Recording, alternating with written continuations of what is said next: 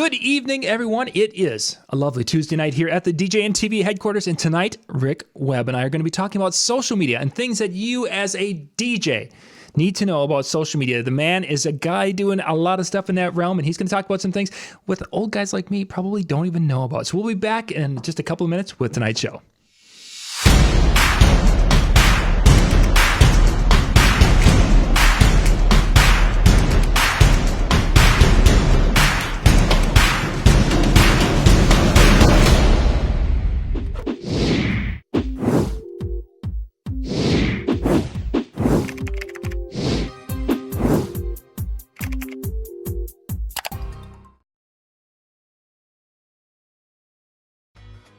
DJ Event Planner will change the way you manage and run your business. Streamline all of your procedures and software into one easy-to-manage system. DJ Event Planner, the ultimate online planning tool.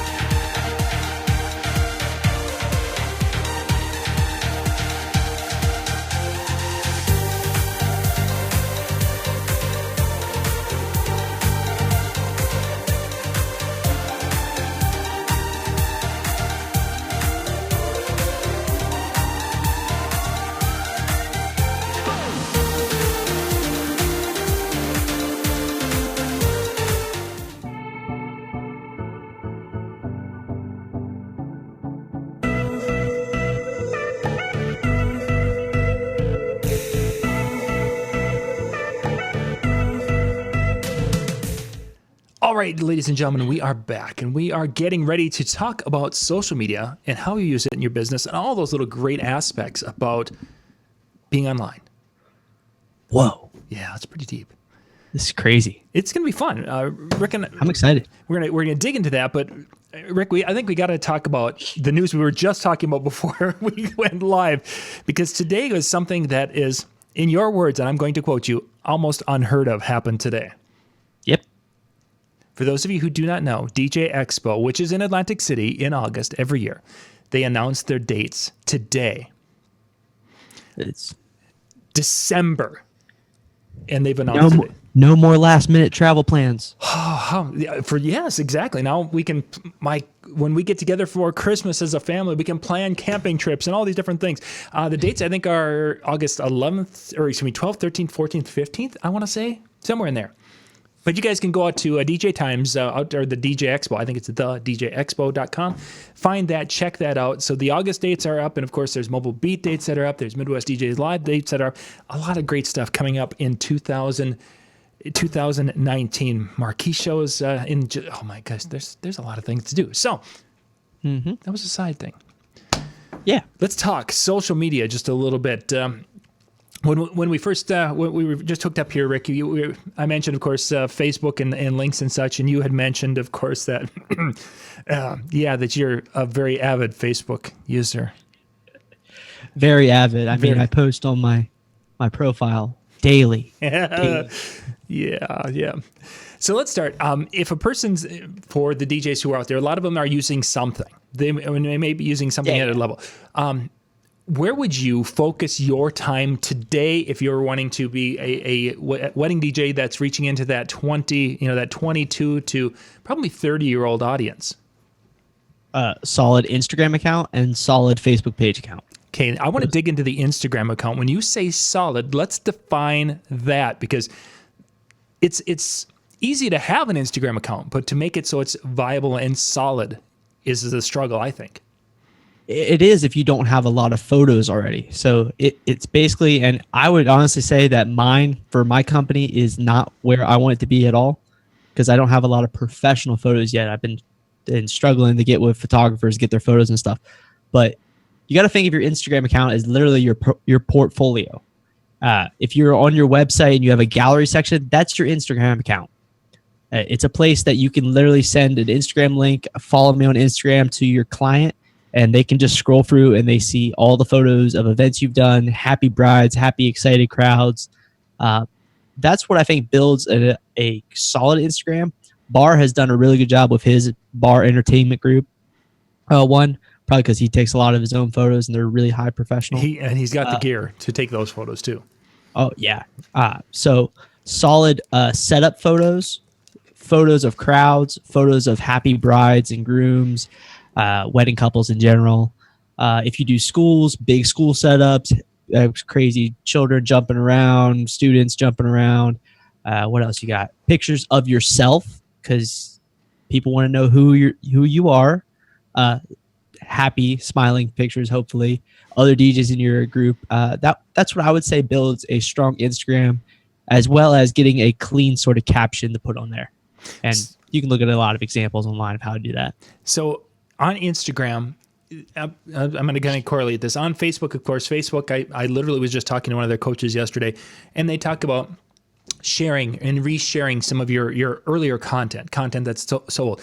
Is that something that's real on Instagram that people are sharing or reposting some of these images? Or is it basically like a photo album where once you put it in there, then people would go find it? Or how does that work? I'm not entirely sure yet, because Instagram's new in terms of using it for wedding marketing, from what I can tell. So I haven't really figured out if sharing is a thing yet on Instagram. I know tagging is definitely something. So, and I would say probably the bigger thing with sharing is if a photographer posts a picture of you and you repost their page, that is a form of sharing that works out a lot. I haven't seen it used yet, but you always see a lot of people reposting. They use the repost apps, and it says in the bottom left corner or right corner of that photo where the initial Instagram account was that posted that photo.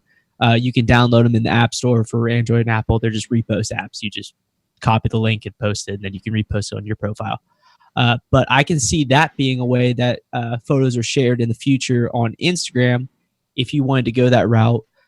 So you could have photos of your brides and grooms of their wedding on your Instagram, and you can send them a link or say, have the Instagram, and they might repost it maybe. That's a way. Or you could watermark them too. That's probably a bigger one too. Sure. Putting a watermark. So people can see where it came from and hopefully work their way backwards to find you. Yeah. Branding. You mentioned having a picture of yourself, and this is actually something I've talked about in websites and everything today, or in the past. And today I was actually, I don't know, for whatever reason, I was looking at 3 different DJs' profile pages and their website. Pictures of themselves. None of them had that of the 3 I was looking at. How important is a picture of myself, even if I'm a little bit older, to today's couples or younger people compared to when I would have been, going and meeting or looking for a DJ? I didn't really care. I basically went with the fancy name type of a thing. Was like, ooh, they must be impressive because they've got a really cool logo. That was that time. Oh yeah, but yeah. Well, think about it this way: if you meet someone for the first time, what's the first thing that you do? Or if you are having a conversation, you look them up on the internet. Oh, for sure. Because you want to kind of try to understand who this person is, and a really good way to do that is through photos. And it's kind of like you got the whole new web thing where there's fictitious names and scams and stuff. So having a realistic photo of yourself plays a big role into the person legitimizing you and thinking of you as an actual person. And it helps a lot to start conversations. It's just a really big thing to actually have in terms of if I was ever looking for a DJ or anyone in general, if I'm ever looking for a company, I want to see the face of that person I'm going to meet before I meet them. That's a great point. I didn't even think about it from that perspective, but we live in this scam world, and you want to see that there's someone behind that and making sure that they are indeed a Nigerian prince that's going to be doing your wedding and paying me $5 million to do my wedding. And you could go into that. That would kind of, I don't know if that's social media, but sending videos instead of emails. So sending a client a video of yourself, basically like, hey, so-and-so, I'm excited that you're interested in my company. I would love to chat a little bit more about my company and what all I have to offer. So sending little video clips, you could do them on social media through Facebook, obviously.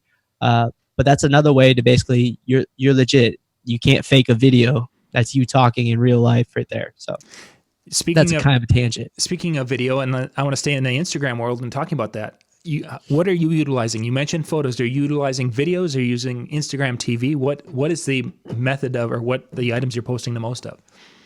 So the most frequent thing I post is I have a reminder set on my phone every once a week to post something on Instagram because I forget, and regular posts is key to basically building a good Instagram account and regularly posting. So I have that reminder to give me a regular post, and then sometimes it's videos, sometimes it's pictures. I like to do a hybrid of both. If I do an event, when I go to edit the footage, because I'm filming it for the gig log, but I also use that footage for marketing. So a lot of times I'll take cinematic clips, and then I will take that cinematic clips and post them from the wedding. And a lot of times on Facebook, the brides and grooms will share those cinematics because they think they're really cool and stuff, especially if they didn't have a videographer at their wedding. Explain or define your cinematic when you're referring to it that way. What are you talking about? So I film them in 60 frames per second, which is a high frame rate, and then I can slow it down by half motion. So if you take a video, you can do it with your iPhone, you can do it with anything. They have them in 60 frames per second. 60 frames, you can slow it down to 30 frames per second. It still looks like a clean video. It's pretty tacky right there. But basically, it's a series of maybe 4 or 5 clips, and maybe one is a panorama of the whole room, just a slow left to right or right to left, up, down, you name it. Maybe some close-ups of DJ gear here and there. And that's basically, those clips are compiled, they're slow motioned, and put a track behind it. And that's pretty much all I do. And I'm sure that because it's kind of unique and it's shot with it. You don't have to go that far. I've seen a lot of companies do where they do room transformations. So if they do uplighting in a room, they'll do like a left to right shot of the room with nothing, and then they'll do a right to left shot afterwards of the uplighting from the same location. Nice. And it's just a quick little video. And that's all it is. So yeah, I've seen a couple of those. Those are definitely very impressive. Instagram TV, have you done anything with that yet? Have you tried any? I haven't done it, and I've been watching because I always want to catch on to the trends before they pop off. And I've been watching other people that have been using Instagram TV, and I haven't seen them pulling in any traction with it. So, and that's been my, and that's not DJ accounts. That's everything in general. So everyone I'm following on Instagram, the celebrities, and that if they're using Instagram TV, I'm noticing how many like people that get watching it because it shows you, or likes. I don't remember exactly which one it is, versus how many followers they have, and the trend shows that no one's really paying attention to it. Yeah, that's what I've been experiencing also. So that's interesting that you're seeing it on a larger scale than I myself, but same thing there with that. Well, we're both seeing it, so then we got a trend. Exactly. Generally, though, things that happen in the DJ world sometimes are our own little world, and that the real world and then what happens within our community can be two completely different things. So, yeah, we got a lot of people with us tonight. Thank you guys for joining us. There is no Facebook feed tonight. For some reason, Facebook was just being flaky as all get out. So if you guys could share the link for this video, just grab it down below the video. There's a share link. Grab that and share that. We'd really appreciate it because there's people who are probably out there trying to find it on Facebook, and like they're out at facebook.com/discjockeynews and say, where are these people? I'm sorry, it didn't work tonight. Okay, so let's yeah, we actually skipped over Instagram stories. Oh, that's right. Let's dive into that one. I completely forgot about that. Now it seems like everyone's started stories now. Facebook's got them, Instagram's got them, YouTube's got them now. Wow, I haven't done anything with that. So Rick, start me up from someone who knows how to post videos, the 60-second video. I know how to deal with the photos and such and hashtags and things. I'm kind of what are stories? I have not done anything with those. So Instagram, I'm finding stories are going to be a huge thing. If they're not now, they're going to be. In terms of my personal profile, I know they're a huge thing. They've grown. I'd never expected. I thought Snapchat would stay the king of the personal videos, but stories have seemed to blow up on Instagram. It's the new thing now. People have switched off of Snapchat to Instagram, especially when Snapchat did their update. That's besides the point. But in terms of wedding marketing and stuff on your profile, basically when you're going to do a gig, film little clips. So a little intro clip at you at the gig. Hey, I'm DJ Rick Webb. we're here today at this venue doing such and such's wedding. We're doing this Christmas party. And then film a few clips of the setup, the room, and then maybe later on the night, if there's some hype dancing or something like that, film that, a first dance, just little key moments throughout the night. And obviously those are going to disappear in 24 hours. So Instagram has the highlight feature now where you can create highlights. And you might see this on some of the bigger profiles. They'll have highlights for different things. On mine, I have one for weddings, I have one for school dances, and I have one for clubs, I believe. So in each one of those, after that 24 hours is up, you can still view these and add them to your highlights.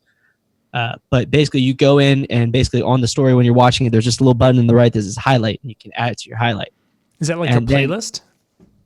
Kind of. So basically, it creates a little bubble below your profile, and that's your highlight. So someone can click on that, and they can watch through everything that you've added to highlight, and they're all your story clips. Okay. So all your story photos, etc.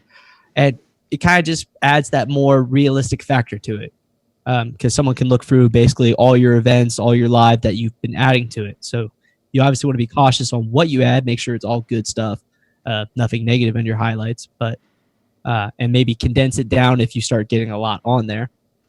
But the one thing I will point out is the one thing that a lot of people haven't utilized, and I've been slacking on doing it, but you actually get a cover photo that you can put on each one of those highlights.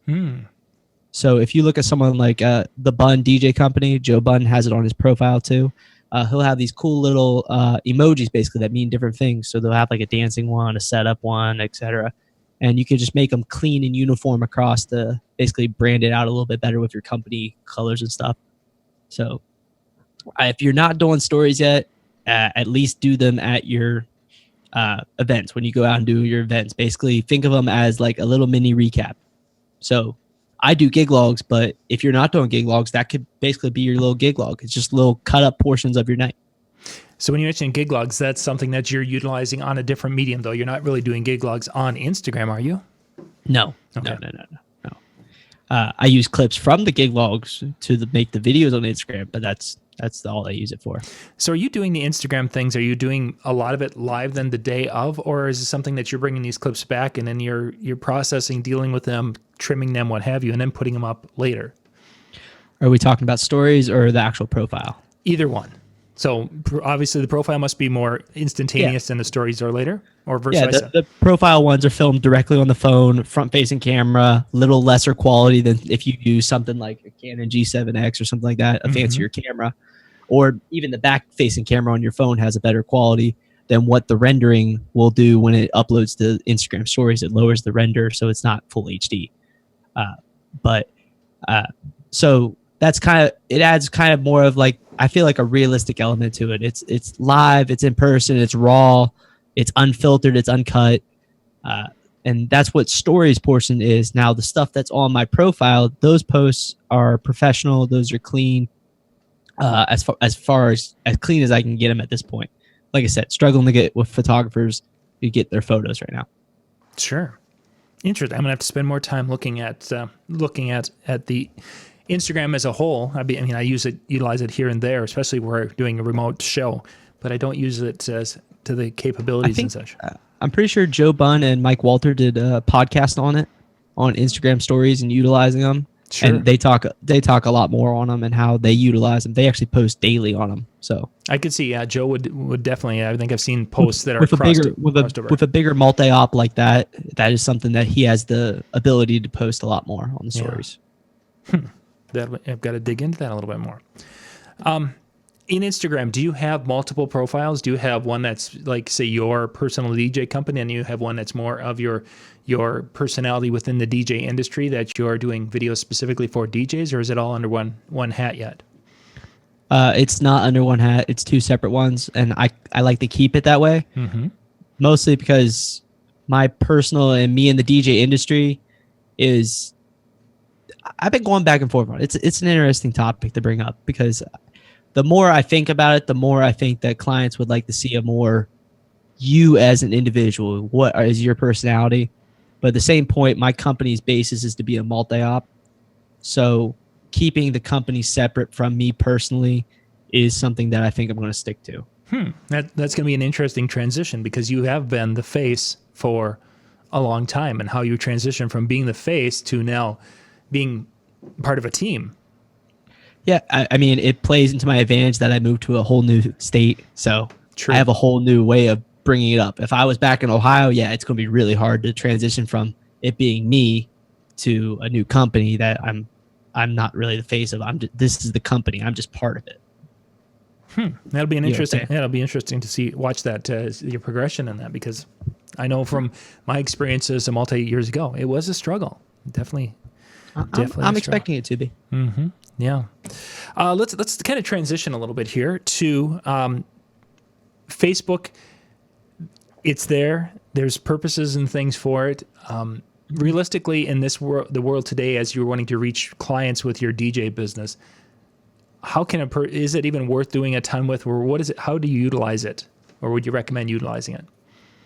I would recommend utilizing it just because it seems like the upper 20s into their 30s are using Facebook actually, surprisingly. Okay. It's more, I feel like the mid to lower 20s is where Facebook really dies off heavily in terms of people actually using it.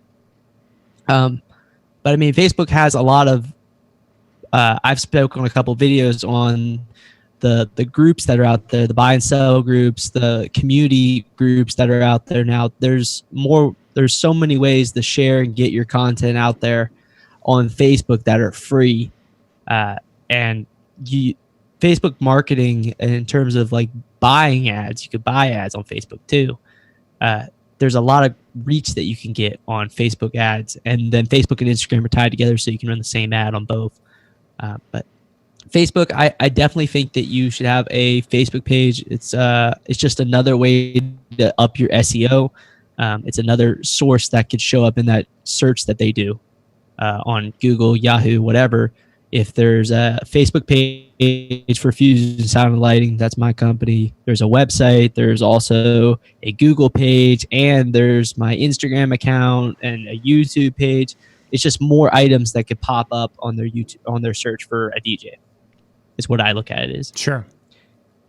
Yeah, and I don't think the linking from Facebook, I mean, there's times where you do a search and Facebook is the top one or two things.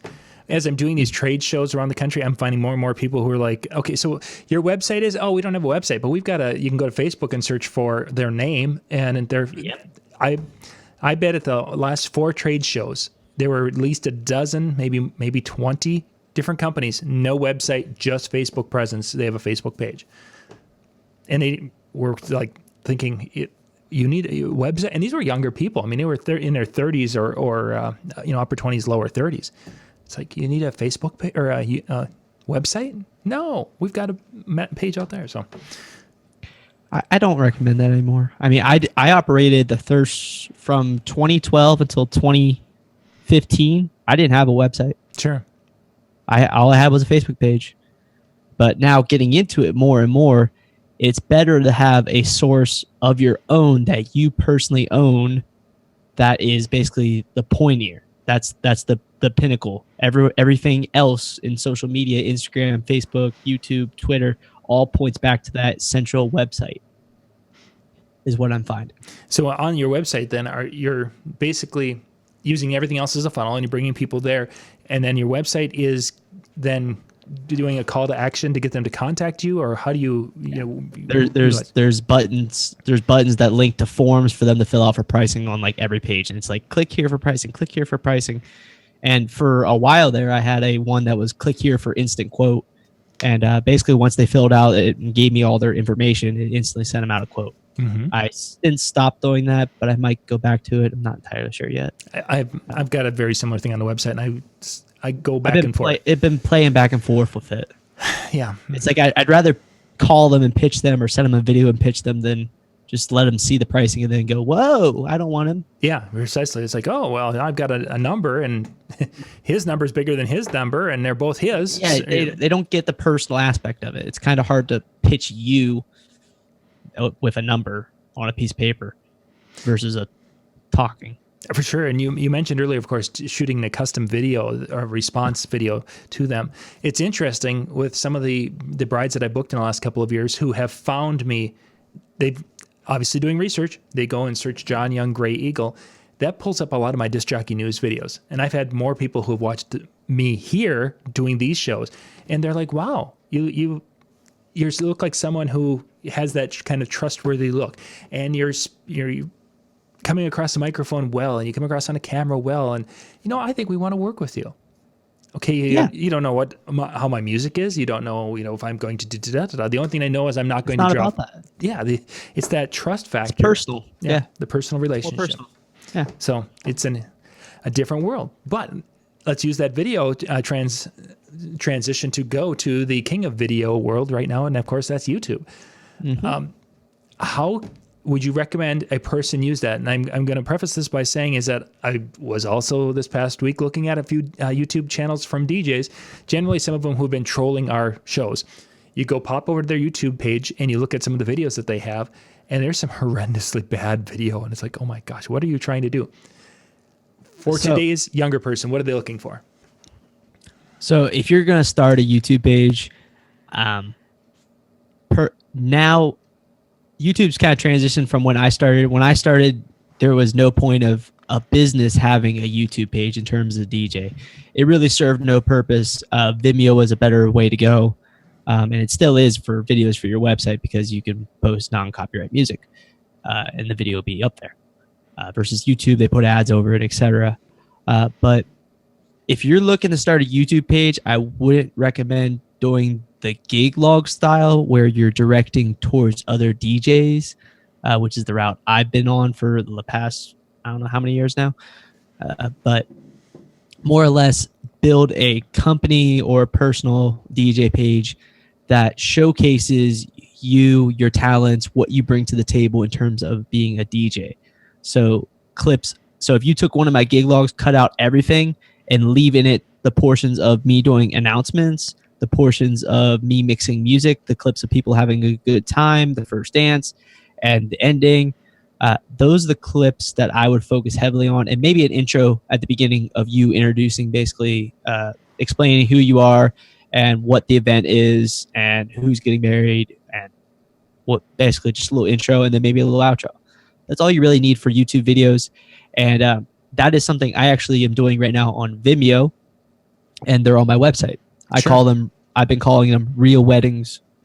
And they're basically, I took my gig log, I cut out everything of me talking about equipment and all the stuff that doesn't sell clients, and just leave in there me announcing. I leave in there videos of me mixing and stuff and people having a great time and partying. And then the last dance. And then it basically fades out to my logo at the beginning and end, and that's all there is. Mm-hmm. And I've been working on getting a lot more of those done. I need to get to the schools. I haven't got around to doing schools yet. So, yeah, and that marketing for 2019-2020 school season starts here in about a month and a half. It's already started. yeah, for some of it. I've already been booking them. You mentioned, of course, not having everything under one banner. And I think that's probably one of the biggest changes. I don't want to say a change, but maybe a thought process DJs need to wrap their head around is that we always want to do videos and be the cool DJ that other people can look at our videos. Other DJs can look at our video and say, wow, you've got some really cool gear. Da-da-da. I think in this day and age, because you can create YouTube channels, I think I have 20 different YouTube channels. It's not a big deal anymore. Having a wedding DJ John Young channel and a disc jockey news channel in my particular case. Then over here in disc jockey news channel, I do DJ for the end user. Over here, I do videos for that. The reason I think too is important for some DJs is that, and I'm sure you've seen it, Rick, is that you're watching your video, and some of your other videos are showing up from your channel as suggested videos on the right side. Yeah. And there's numerous times that those videos have nothing to do with that video. So it's like, okay, if they're watching a wedding video and all of a sudden here's a video on me testing speakers or what's the best speakers for a wedding, for a mobile DJ, that video. There might be some brides that really don't want them to be seeing that and me talking about some of the gear and how that goes, because I'm there for two completely different audiences. Mm-hmm. Yeah, that's 100% true. Yeah. So multiple channels. And it's for those of you who are thinking, oh, well, I'm going to do gig logs or I'm going to do videos for DJs and I'm going to make $1 million off it because YouTube's a big money making thing. It doesn't. work that way. Yeah, no. I can literally make more money going and doing one simple gig than I will make in literally 2 months on YouTube. Mm-hmm. That's 2 months. And if you're doing what I do, it's 1 to 2 videos a week. Times like 2.5 hours of filming and then another 2 hours of editing. Yeah, it's not worth it. Yeah, it really isn't. It's neat, and yes, but the YouTube's changed their game in so many ways that it's made it much more difficult, especially as a person starting up for such a thing. Let's see. I wanted to. I had something on my mind, but I can't remember. Pinterest. You may not have done much with that, but what have you been hearing about Pinterest? Last week I talked to Stacy Nichols a little bit about that, which if you guys go back into, go to the YouTube channel, youtube.com/DiscJockeyNews, search for Stacy Nichols, and she talked about Pinterest with STACI Nichols. Check that out if you want to learn more about Pinterest. But what have you been hearing, or have you perceived anything from your talk of social media with people on Pinterest? People have talked about Pinterest. They've mentioned to me. I find it more on the photographers and the wedding coordinators and wedding designers and stuff that talk more heavily about it than DJs. It does have a place. It's another source. It's another point of SEO. It's another point that you might get found on. So in terms of widening your reach, it's there. Me personally, I've looked into it. I don't see it being a viable percentage-based worth my time to have a Pinterest. In terms of the amount I would get out of doing Pinterest is very slim to none is what I'm thinking I'm going to get out of it, because I'd have to make sure my tagging is correct, and then my picture has to be appealing to what they're searching for, which 9 times out of 10 is not anything to do with a DJ setup. So it'd be very difficult. I just don't think, unless you had a big company, Joe Bunn, yeah. And you have someone in your staff that can dedicate themselves to doing Pinterest. If you're just by yourself, or you have 1 or 2 people at this point, it's not really. At this point, I don't see it a viable option. Compared to what you would get out of focusing on a heavy Instagram account or a Facebook account. And for sure, especially when both, or Instagram and Pinterest are both photo heavy. It's just a different world. I think my biggest connection with Pinterest and what I use it for is I've got a really great wall of Star Wars images. I mean, let's face it, that's got to be worth something. Oh yeah. You mentioned got what do you got? Like 1 follower, and it's Ben Stowe? Actually, Ben Stowe and all of his family. No, it's surprising. Every once in a while, I'll get a thing that so-and-so is following you because, whenever I happen to find a picture, pin it or put it into that playlist or whatever they call their board. And I don't know, I had quite a few of them in there, but yeah, that's what I've been using it for, because it's like, yeah, I'm not going to be doing, oh, here's some beautiful flowers for your wedding. Yeah, like from a DJ. It's not going to, no, but Star Wars. Let's because you mentioned Snapchat. Of course, you were thinking that Snapchat was going to be. Where is Snapchat today in your perspective? It's coming back somewhat. Like the people that like Snapchat, it's back. But once they did the whole switch on the stories and how they organized the app, I saw a heavy decline in terms of the people I know that use it. I mean, you could look at Bar right there. Me and Bar were heavier on Snapchat than we were Instagram for a long time, because it was just because we had a bigger following. We were able to interact with our fans a lot better that way. And then they changed it so that you can't view that person's story unless you're friends with them.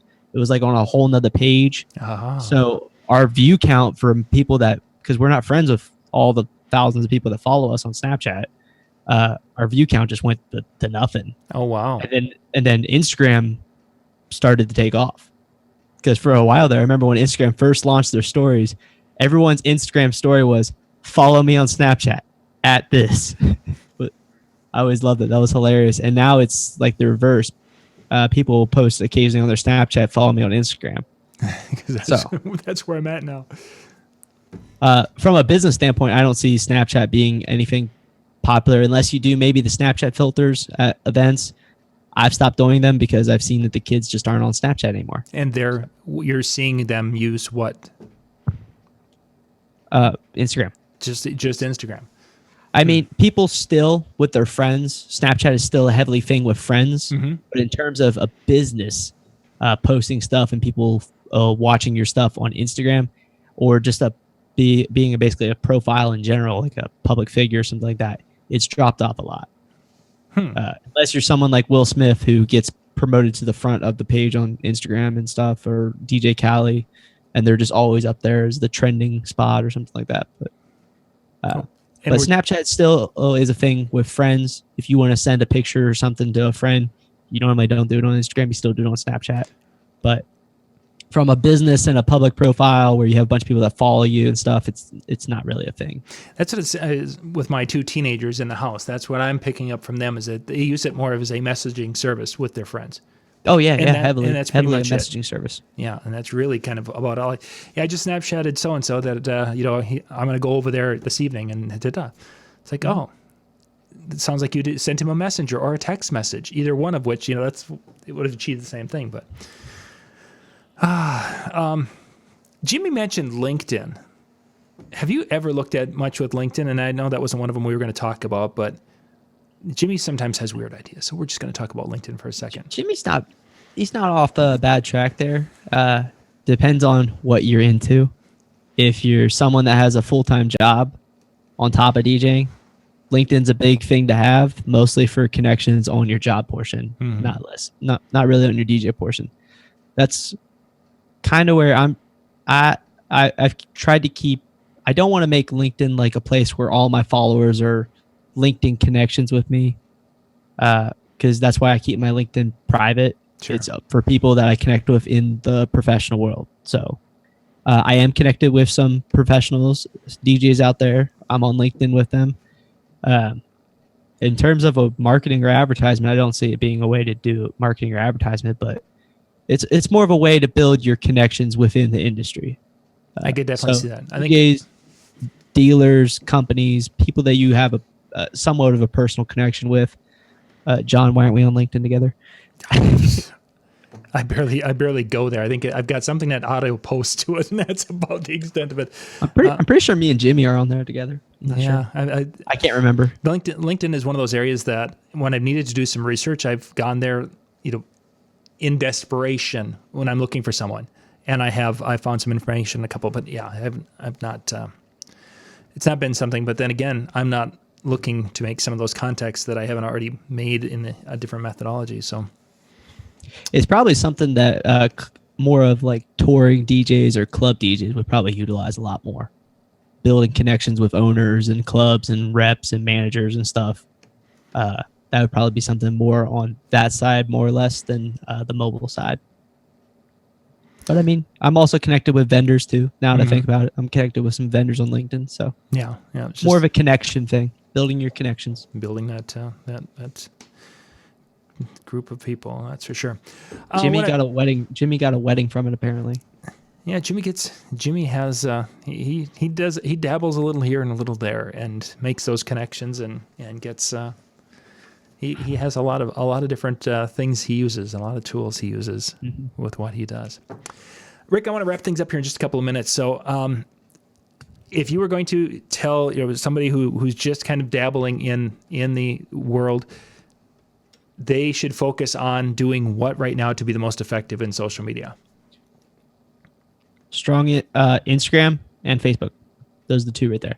Instagram, work on building a good profile full of a lot of photos and videos, professional, clean photos, setups, crowd shots, pictures of you, being focused there. Stories, little recaps, little bubbles, basically, recapping your events, and then add those events, the really epic ones, the ones you really want to show off, add those to your highlights, so that way people can click through and see that, hey, you haven't done only one wedding, you've done multiple weddings, you've done a lot. Facebook, post regularly. I stick to about once a week. Focus on tagging.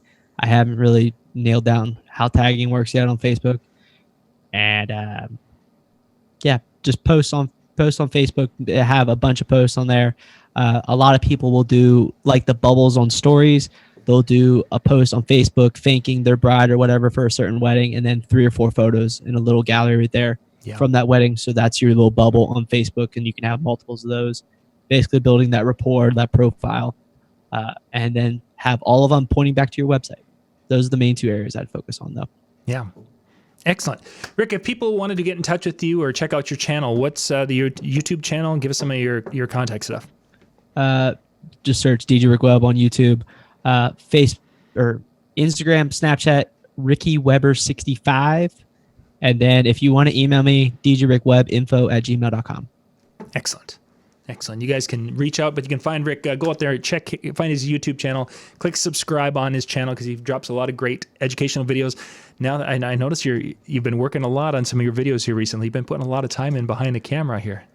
Yeah, I've been trying to focus more on the tutorial side, the educational side, because that's the main focus of my channel. Yeah. And it's like the #1 comment on every video is, we want more gig logs. Yeah, I see that. As you look at the numbers, and you've had a couple of your tutorial ones recently that have had some really good numbers, but the gig logs is like, they're like, gig log. It's like a new MTV show dropping or something. I don't know. Yeah, that's what they're. Wait, is MTV a thing now? I think you just aged yourself, my friend. All right, thank you guys for being with us. We'll be back in about 20 minutes with our next show tonight.